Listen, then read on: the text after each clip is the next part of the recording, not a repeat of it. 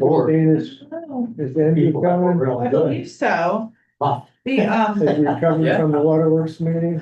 well, I originally it was gonna be only me, because he was gonna go up to Saratoga today as well, but then as I was driving here, he said he's coming. Okay.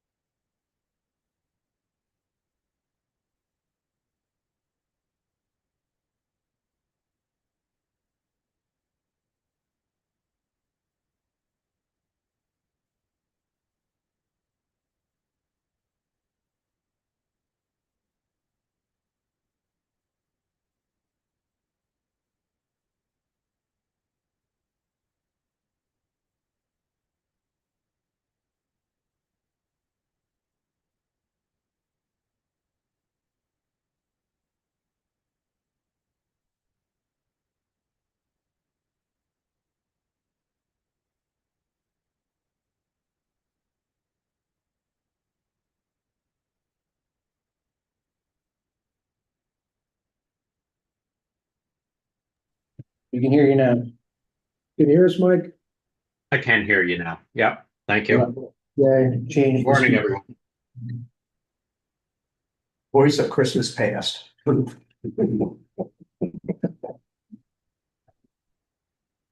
gonna put us back on mute.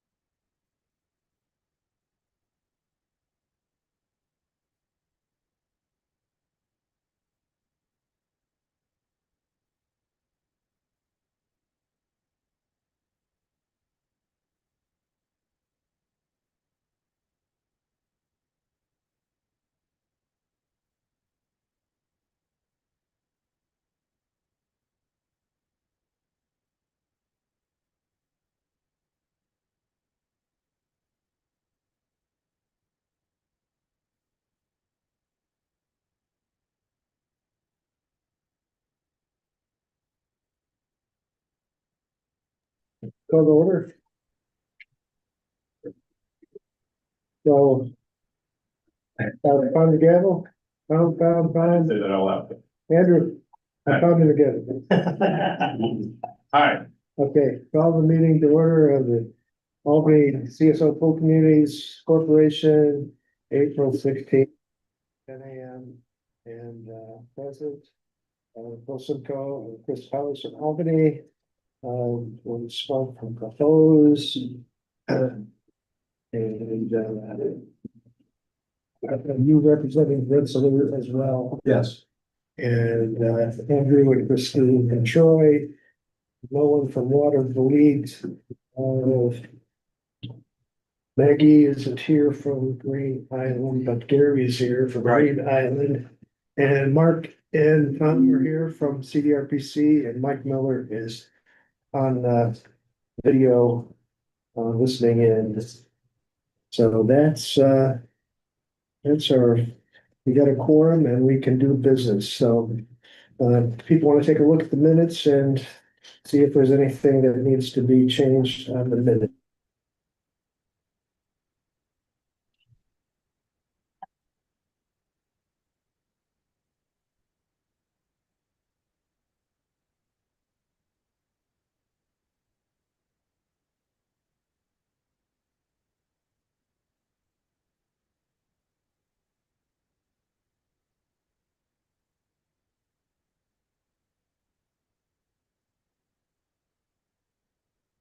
Are we good with the minutes? I'll make a motion. Andrew makes the motion second. I'll second. Gary, all in favor? Aye. Aye. Opposed? Motion carries. Financial report from Tom White. Okay, we had February 28th and March 31st in the packet.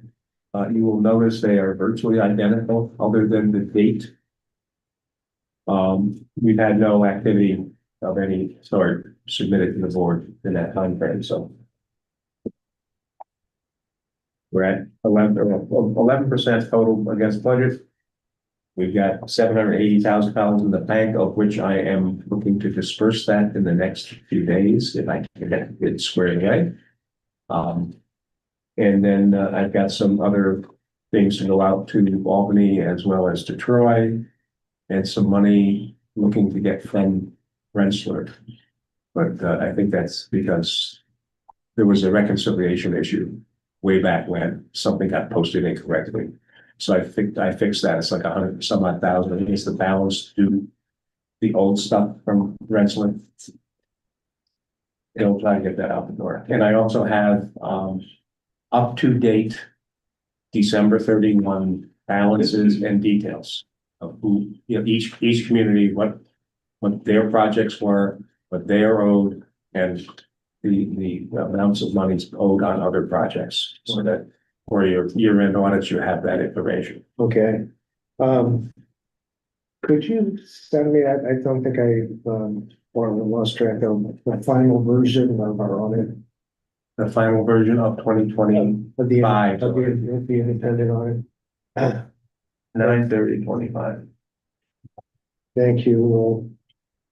Yeah, so we want to just keep on this process of getting everybody squared away. I know we still were showing quite a bit on our books as liability for Albany. We wanted to get that cleaned up and Yeah, because I think from a standpoint of Albany, there's about a $3 million net difference between what you're owed and what you need to pay. well, I think we were showing the 2 million something, and so It was about equal. Yeah, 2 or 3 million owed and one and 2 or 3 million that was owed to us. I think it was. I'll double check that. But yeah. Yeah, I thought it was a slight liability. It's a slight liability, a little bit higher, yes. so our goal is to clean this up, this financial stuff up this year, so that Right. as we go into the final year of the long-term control plan, I think at this point, we've caught up somewhat with Cahose's stuff, and we still have Well, there's to still, we still yeah, have to catch up with some Troy stuff. right, collections. Yeah, and I think there's still a chunk of change owed to Troy collectively. The area in Cahose is there's the items that didn't go through EFC. And that needs to be addressed, I think. Yeah, I think that was, you were prioritizing the reconciliation of the stuff that was Correct. dispersed through EFC, Right. but the Then the share what's left is all that was not funded through EFC still had to Yeah. get So that's still outstanding, due and payable to the host. And trying to have Yes, that Maggie? so that it's tied to actual invoices. Yeah, and I've gone back to the pre-2019 stuff and had to take the general ledger entries and convert them into invoices so that you actually had an invoice that matched to a vendor, Yeah, a construction issue, so that each community can actually say, yes, we owe this this is, money and this here's, is what it's paid. here's the Here's what documentation. it's paying for. You know, with the general ledger mechanisms that were done prior to then, there's no documentation that you could pay on under municipal code. Well, now, correct me if I'm wrong, Tom, but the issue with the cohos that wasn't financed by EFC is that Albany can't use its EFC financing. I believe that's true. Well, I'm not totally clear on the EFC rules it's- for who can take what. Yeah, the only, really only Troy and Albany did most of their financing for the long-term control plan through EFC. The other communities, Watervliet and Green Island also participated for the Beaver Creek project. So we had 4 communities for that. And then there were a lot of things that the communities financed independently without going to UFC because they didn't want to have have the administrative part of that. So you're not planning to use any of your ESC financing to pay your cost share to the host? well, we're taking care of our part for Cohoes. It's Cohoes' share for projects that like our projects that if they didn't have a financing for, like the flow. And so what I'm trying to do is just come to the point where here's the amount of monies due to each community. Here's the amount of monies due from each community, regardless of For whether it's each- financed or not. Yeah, for each of those projects. Yes, You know, I guess I basically, EMPs, sewer separation, project by project by so project, project by project. contractor by contractor. And I'm gonna ask each of the communities to double check when I send it, that does match what they spent on the projects. Because some of this earlier stuff, I There's believe I so have all the many, so information. many footnotes. that- There might be something missing or duplicated or any of that sort of thing. Just And, to be careful. and Karen Wilkes from our office, she reached out to EFC to get all of the backup on all of the short-term and long-term financing, so we'd have it all in one place and put it on the SharePoint so that Tom would have it too. So everything, all the stuff EFC financed would be able. Yeah, because EFC should have everything really, because even though they account for it a little bit differently.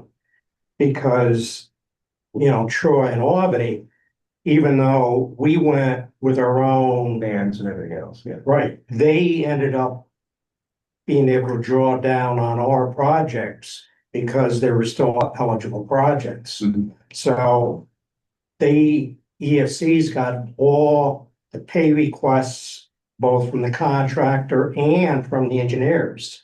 Yeah, I think in the last 6 months or so, about $700,000 of that money was transferred over the hose, but there's still Like some to be done. 1.6, that still has to get transferred. So, okay, so that's what Tom's trying to do, go through all of that stuff and make sure we've got it all. So vendor invoices. There's one, I think, is here.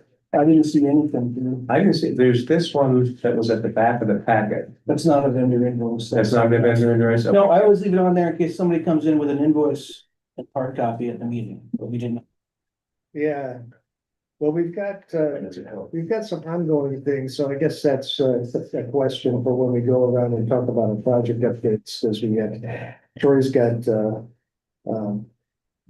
they've got their national water main cross street project, and Go's got Harbor with Little C, and we I know some of that stuff has just been held up with being reviewed and getting set to be dispersed in different ways.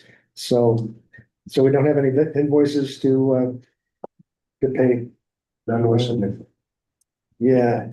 I wanted to talk about post-construction compliance monitoring plan, and I guess we had a couple of things that were attached to the package. So that starts on May 6th. Every Wednesday between May 6th and October.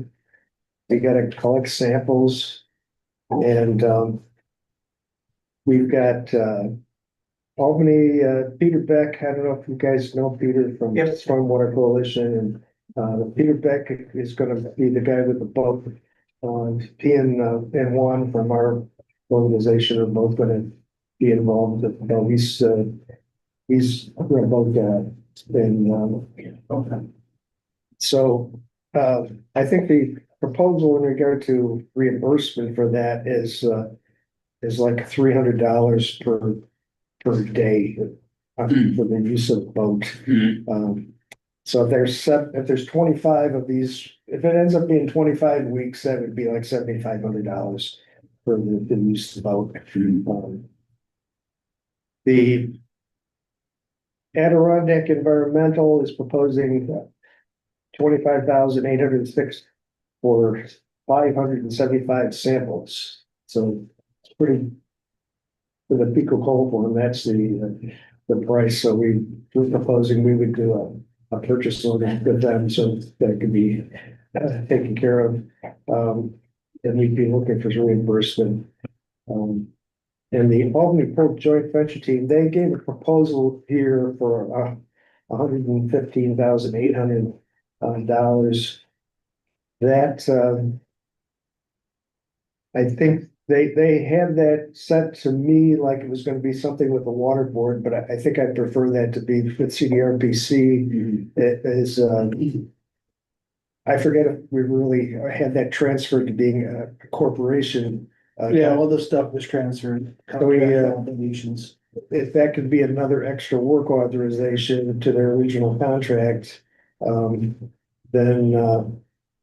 instead of working through Albany getting reimbursed, we just work through CRPC like we are with other joint their other stuff. So they're Bill, can I ask a clarifying question on that? Who should it be made out to? Should it be made out to you through the corporation as board president, or should it be made out to Mark? No, Bill, And- as president. Okay, because I was looking at the website and it kind of occurred to me, Bill, that I don't know legally. We funnel this stuff through CDRPC and they manage the program through the other contract, but I don't know. Does CDRPC, are you technically part of the corporation? We passed the rights of, we passed our contractual obligations to the corporation 5-6 years ago. they're the administrator for the corporation. Yeah. So in effect, you're like a contractor like we are. Right. Yeah. So I'll send it, I'll put it to you, but I'll put it to the corporation at CDRPC's address and stuff like that. That makes sense. And I have another question. So who's paying the boat guy? Is that under the contract for the joint venture team? The boat guy, we would be treating that as a reimbursable expense and then submitting that for Same thing with the lab, right? the same thing for the lab. We would we'd submit that to we take care of the purchase order to Adirondack Lab, and then we at the end we submit to get community share. Okay.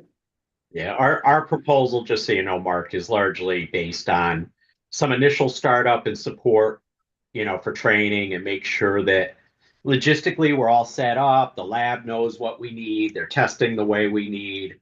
And then it's largely for just the data review and summary report at the end of the year that we have to file with DEC. So do all those other teams we had talked about previously still have to sample those other areas as well, in addition to all? Oh, we're doing all the sampling. So the Albany and Troy really are they're actually identified as three teams. Albany for certain sample locations, Troy for certain Right. like locations, and CDRPC or backup, Mhm. was the discussion. Is there opposition to adding those expenses to your proposal, Mike? What expenses? The sampling and the boat guy and the testing. Oh, to, It would be awkward in the sense that we would then have to get invoices from the communities to push through our invoice. I mean, the sampling itself, like Peter's time, the boat time, and then the cruise, you know, we would have to get some type of backup that we could attach to our invoice to send out. So, you know, I don't think we're necessarily opposed to it, although I would technically have to check on the liability of the boat and the operator, because that's a little different on our end. yeah, we weren't intending a forced account proposal for the labor part of this. We were just proposing to reimbursement for the use of the boat. The boat and the lab, right? We were thinking that sampling on behalf of Troy and Albany, that we were gonna, I'm just thinking of minimizing the invoices that we have to process. It's gonna be added expense probably. and They're we, they're just looking for reimbursement for the expense if it goes through. we could do, Next group. we could do the boat thing is one bill at the end of the season, and the Adirondack thing is one bill at the end of the season. Just wanted to explore that avenue.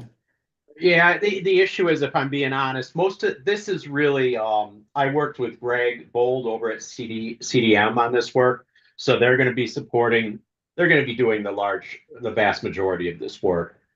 But that being said, is the more stuff we try and push through them on their invoicing and stuff, my gut tells me the more administrative costs they're gonna want. That's all. So you'll wind up paying more money for them to process bills somehow. And just as a reminder, we still have about $54,000 allocated towards this work from our DOS grant, which needs to be spent before the end of the year, so I'm not concerned about that timeline at all. Okay, so our expenses could be offset by that, That's nice. that's good. And depending on how much Hodgson charges us for the intermunicipal agreement, we've budgeted 30,000, so if there's any remainder from that bill, that can go towards this as well. Okay. So that being said, is everybody ready to go out in a river? I think you need a captain's hat, though. Yeah, With my hat. I think we went on Google Maps and looked at the locations to get a rough, like, approximate time for how long it was gonna take us every Wednesday to do this. And it was, what, 2 hours, 3 hours? Yeah, we took Half a the day. list and started the Troy Water Plant, and going to Waterford over the bridges, the locations that are there, going up. So by Crescent, Yeah, there's one that's like kind of out of the way. a Half little bit. Moon Crescent up Yeah. there, Yeah, and work your way down that Yes. side of the river. To different spots. Then we cross the river to get Yeah, the we water jump treatment back. plants, and then work our way back up. There's one, Post like- Hill, Lionsgill. yes, hit the treatment plant, 'cause that's right off the bridge, and then stop at the Poston Kill, and then the wine store where those come out near where CD Perry is, I think was one of the locations on the map, and then we bring them to Albany. It seems fun, and I think it's just gonna be one of us or both of us doing that. I don't know if we have anybody else to do that, and speaking of like the invoices and all that stuff, we weren't going to like charge an hourly rate for us to do the sampling, we were just gonna do the sampling, you know, there wasn't gonna be any portion of that. We haven't decided yet. We haven't tried to, you know, in the big, you know. I wanted to do a test run, just from with the Google and all these, I think Yeah. there's like 10 or 12 locations. Right, So it was like without doing the actual sampling, it came back as like 2 or 3 hours. I Right. think. we should go next week and give this a dry run before the 6th. Yes. Yeah, but we're gonna try it, and then maybe we'll, you know, you have like, I can get at least a person to work okay, from the rest, but. okay, all right. Let's try it out, and then maybe we'll talk about it. And- Thank you. And you were gonna have someone on board, Mark, from coming as a, If there's a backup, if needed, yeah.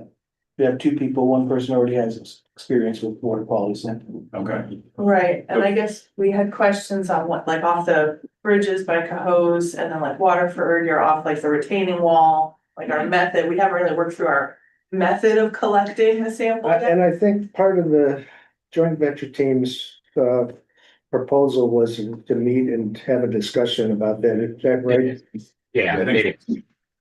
So I don't know if the communities are gonna wanna do that prior to the official startup or as part of the first day startup. That's gonna be a discussion for you to have with Craig and decide what you'd like to do. I'd love I'm to sure find out. he'd be happy to do either.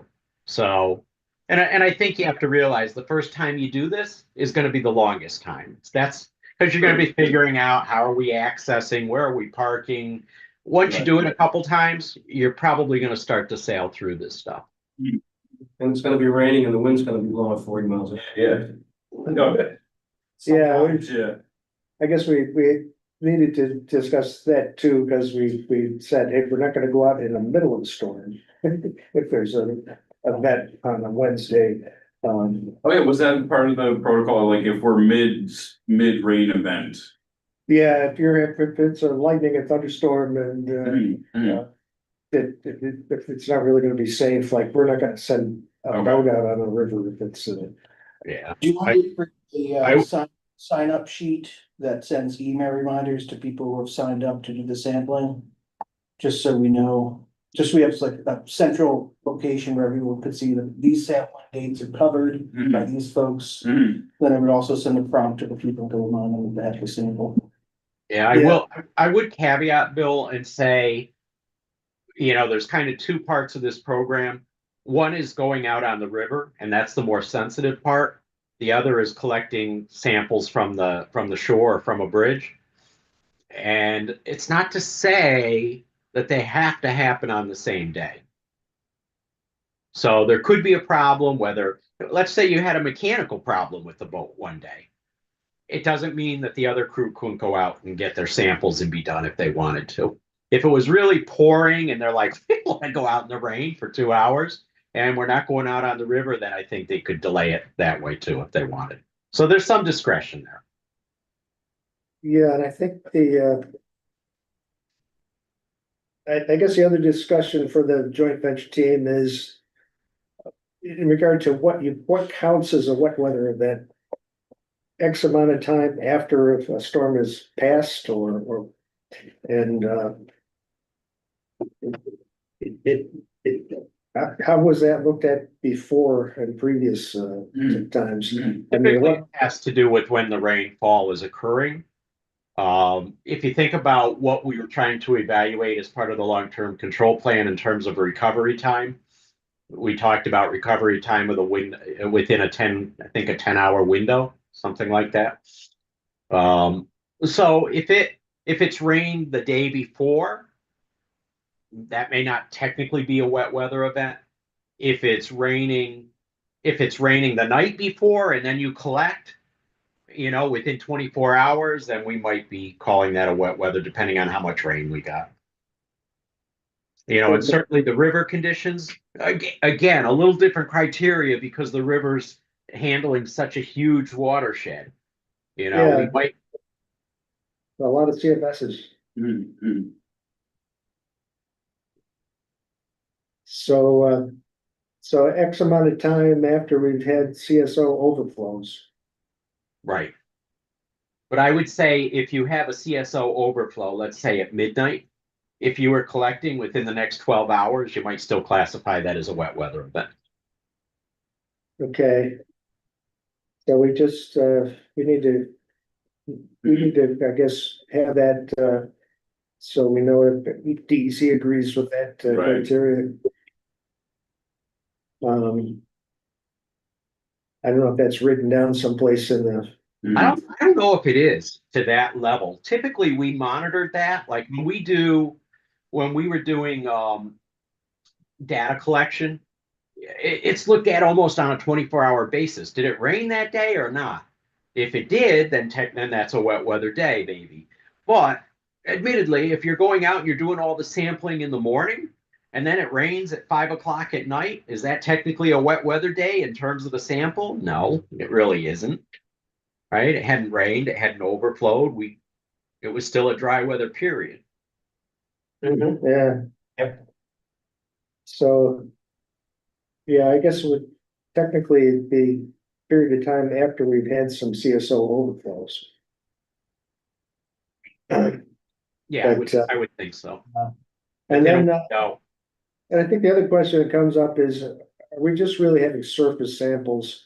So if we get, getting samples, are we expecting them to be in the top couple of feet? Because that gets into that sample collection Yeah, question. Yeah, and I think Greg's team can help out with that too. And how do we avoid any cross contamination between different samples? So, okay, well, we need to get some training and guidance in regard to the sample collection and what we're qualifying as wet weather events and so forth. Yeah, And if we need any clarification from DEC about how we're going to interpret things. Okay, and Mark's suggesting we have ticklers for the folks, so. Have what? A tickler thing to remind people, Oh, yeah. Okay. we've been sure we got people lined up, in case somebody has a vacation sick person along that, There might be a Wednesday or two over the summer where we might need to, rely on a CDRPC person or a joint venture team person. Especially during track season. Yeah. Yeah. Sometimes we get sick on those Wednesdays during track season and might need help. I don't know. Yeah, I would definitely set it up as a reoccurring meeting and then the tickler system for reinforcement. That way people have something in their calendar on that day, just as a, just, I don't know. I think we all do it. People say, oh, can we meet at a certain time? The first thing you do is you go to your phone or your computer, open it up and say, am I available that morning? Doesn't exist, not in my Yeah. calendar. don't lose your phone. So it helps with scheduling and then that reminder, hey, as a reminder, tomorrow is a sampling day. Please let us know if you have any issues, something like that. That will go a long ways, I think. Okay. Anything else on post-construction compliance monitoring? where's the training gonna take place? Do you know yet? Well, I guess one question, in regard to this proposal, do we need a resolution in regard to, accepting this proposal from, the joint venture team? Did some modification as to who the contracting party is. And,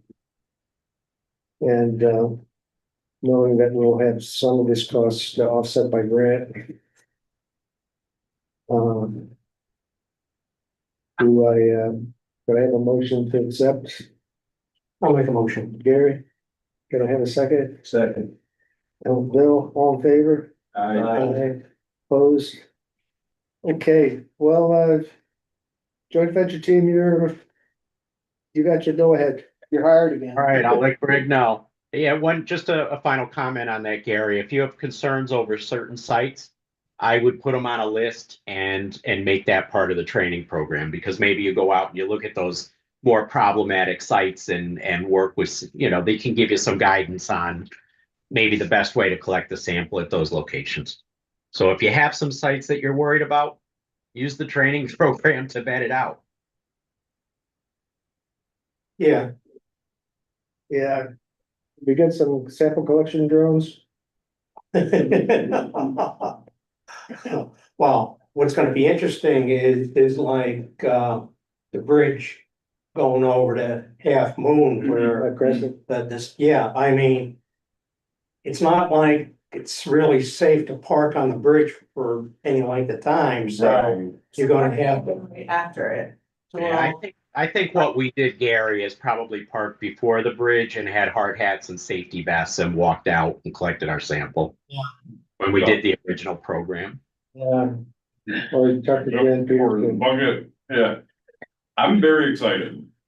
Yeah, Which also means, you know, By like- definitely the teams have to be at least two people. yeah, You know, they can do it by themselves, right. so. By like October 20th, though, we're like, I'm so happy we're gonna be done with this, you know, we got one more week to go, but it's gonna be fun. I'm Wait a excited. second, you're excited for it, but you're really more excited for it to be over? That's correct, Mike. Oh, you just popped the balloon. I thought you were really genuinely excited about this. All those nice mornings out to collect samples. The first like 4 or 5 will be nice, and then after that, I'm gonna be like, why did we sign up for this? We should have convinced Bill not to do this. Yeah. Not this, yeah. Well, And this is never truly the. Right. It's prolonging. Right, this Yeah. is the results to base the next, plan on. Alright, so we will make a point to do our dry run sooner than later and identify areas that we have questions on. and, Michael talked to Greg about, Okay, a date, and we'll see if we can find a date quickly to get together. even a quick like half an hour session on how they, what the protocol is for taking some of these samples. Yeah. Yeah, And maybe we could do it by teams, so we, yeah, can, make it easier. I would just need to get my people a high vis vest. They don't need hard hats in this, right? You should have hard hats. I mean, even you should have reflective vests, you should have hard hat, just like on a construction site. right. The visibility thing more than anything, Mark. Okay. I realize there's not a crane that's gonna drop something on somebody, but the vest, the hat, it's a signal to travelers and people passing by. Makes you look more official. Yeah. Yeah, Yeah, and, It's a DOT standard. Anytime you're on right away, you have to have it. Okay. yeah.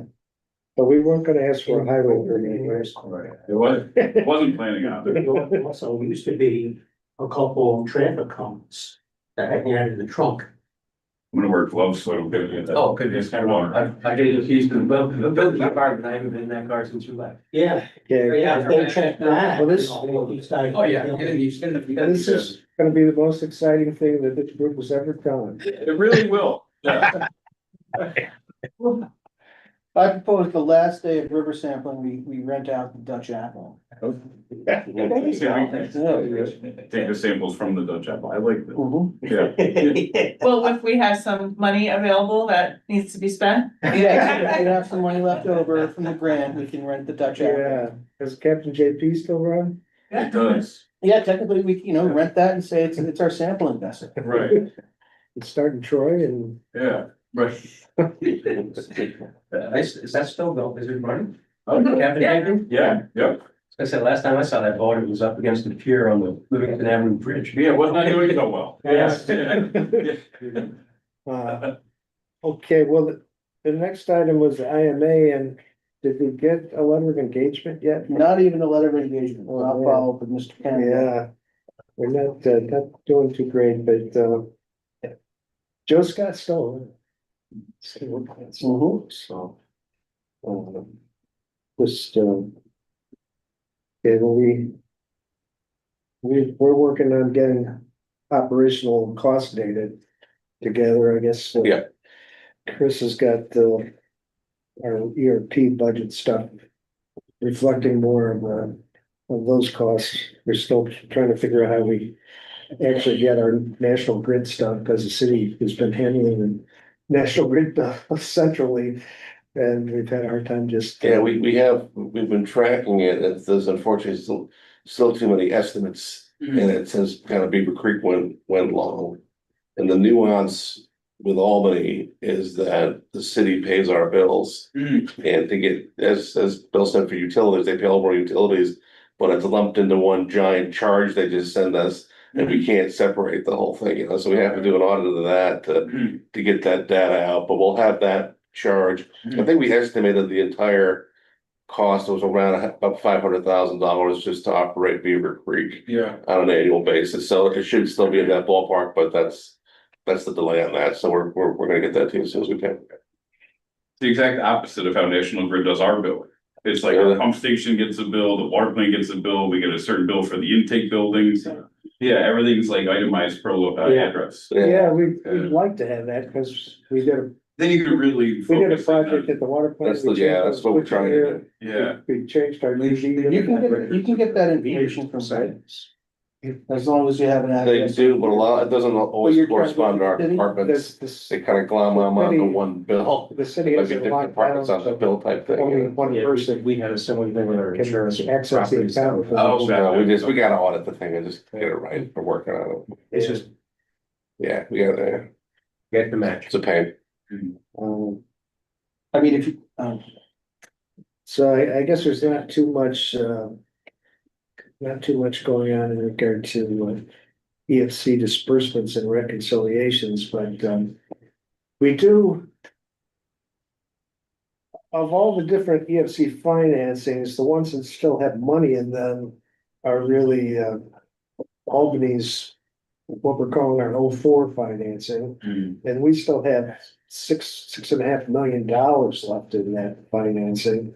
And a lot of that had Bill and we grant, so, and then Troy and their 01 financing still has $4 million left. And, so it would appear we may not be using all of that, financing, because the projects that remain. But we still have to see, I think we have gotten a lot in here to little C. On the other hand, little C, I guess one thing hanging out there was they got this WQIP award. But it's the paperwork going forwards that it's actually executed. I would defer to Sharon on that, I don't know the status of this. And I don't think She's not here, I think she's on her way to Las Vegas to Yeah, finish she her is. swallow right now. Oh, she Just- hasn't, just answer. she couldn't call in. So I will check and I would. Yeah, because that was an $800,000 grant award, which that's another reason why we're have more money in this last financing is that the grants. When we did the financing, we weren't accounting for getting more grant money. You And still got Manor Avenue though. got Manor Avenue, we have our two CSO eliminations and so one of them is by Steamboat Square, Albany Housing Authority stuff, and the other one's in this Liberty Park area and CHA has been working on preliminary engineers report, so that's what's coming up, so anyway, I guess I'll start off talking about some of the project updates, so we really just have our two Skylar and Liberty projects, and they'll be going into preliminary design. We have to get our plans and specs together on those two projects by, one of them has an October date and one of them has a December date. So the CHA is working with us on that. Troy, Cross Street, how's that? You said that you've got National Water Main has been doing the cleaning and inspection work and yeah. getting rid of the line. When were they there, last week? Yeah, 3 days last week to finish up the cleaning and camera aspect of it. We met with Jack, who would be the project manager on their end. He Yeah. came out to the site and the three of us walked about discussing plans for a bypass. When they do the lining work, and then they just submitted their back to CDM Smith, their Oh, response for the lining. Yeah. Cause they're proposing a UV liner, Okay. which is not in the original bid spec, I guess. Something in the bid spec where it was like the thickness of the liner needed to be like 40 mil or something. Yeah, the and then UV there's- liners are they're stronger, but much smaller. So Yeah. there were questions going back and forth, they're answering Right, questions, but that has to get hashed out hopefully by the end of this week, so they can have the okay to order the liner. which they takes like 3 or 4 weeks. 2 to 4, 2 to 4. who's best case scenario 4, Yeah, Or to we get got the a end of June deadline. I know. It's in a June 30th, yeah. So they're, and they said the lining would take a week, 2 days. then 1 day off in 2 days, and then they're gonna do the manhole structure Right. post the lining. Mhm. Mhm. So there's a lot going on. Right, all that needs to happen before June 30th. Does you liner, what type of process do they use? Is it, hot water, steam? No, It's a UV, UV? this is the, Yeah. Yeah, which I haven't seen before, I'm not familiar, Yeah. no. but apparently this is what they, National Water Main does a lot of these. Especially on bigger pipes because of its strength. so that's, and that's it for Troy. Yeah, Except for the post-construction compliance modeling, and then Cohen's got little C, but it's not in the beneficial occupancy, because electrical work still has to get. Rating up pieces and parts, there was an automatic transfer switch that was well delayed. I think it's supposed to be in this week or next week, and then they need about a week after that. Then we can get the actual rig there and fire it up. Generator itself is not due in until like mid-June. But we can obviously. Well, it could be operational, Fire it up. it could be operational, as soon as National Grid powers up the. So, and Manor Ave is, now, Barbara working on Manor Ave's got the design contract, with CHA. So that, I think that has a deadline for plans and specs. Any problem with that, Mike? No, no, we've got the survey pretty much ready to go, so they should be out there in the next couple weeks. And it should be a relatively quick design. Yeah. A lot of it is laid out in the conceptual design already. Yep. There are some components to the program that were added that need a little bit more work, but it'll come together quickly. So you're gonna send that over to me so I can do the whatever forms are needed for plan and spec approval. The, Are you directing that question to Bill or me, Mark? Well, you know, it's interesting because the owl is in between Bill and me, both downstream. So I don't know. Either or. so we don't have any date, right now, but, we're not thinking we're gonna miss any date unless somehow National Water Main slips, but, I'll let you know earlier than later if I think that's gonna go sideways. Because they need to ask for a third extension. Which I don't wanna do. I really wanna get this done and over with on 30th, so. Yeah, I I'm mean, just if the gonna keep weather annoying all my vendors. should be able to make it. Yeah,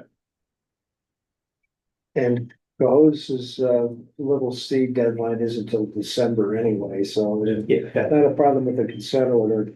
But as soon as, if you could do substantial completion when grid fires up We though, should be able to do it. then maybe, Yeah. that could get its points. Dotting the i's and crossing the t's. We, so that's coming up. So the hose should be screening maybe pretty soon. That'd be good to have that. For our post-construction compliance monitoring plan, it'd be good to say that screening. I would hope we can leave it mid-May. Is there less going through that overflow nowadays that the project was done? I don't have any, I don't have any relativity on it, so I can't say, so. Is there any monitoring on that, or is there gonna be monitoring on that? There will be monitoring on it, there is no monitoring right now. There was prior to the start of the project, but it was just an overflow. Right. Which mostly was used because. So landfill. So the landfill would discharge when we go. Yeah, so that would be good to note as we do our post-construction compliance monitoring, what date that gets, We'll get use.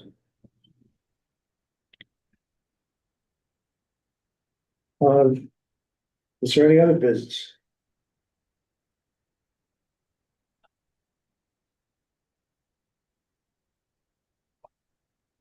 Mark? Okay, hearing none, could I have the next meeting is shown as May 14th. And, motion to adjourn, I'll make a motion. Christine, second, Well, second. Jerry, all in favor? Aye, opposed,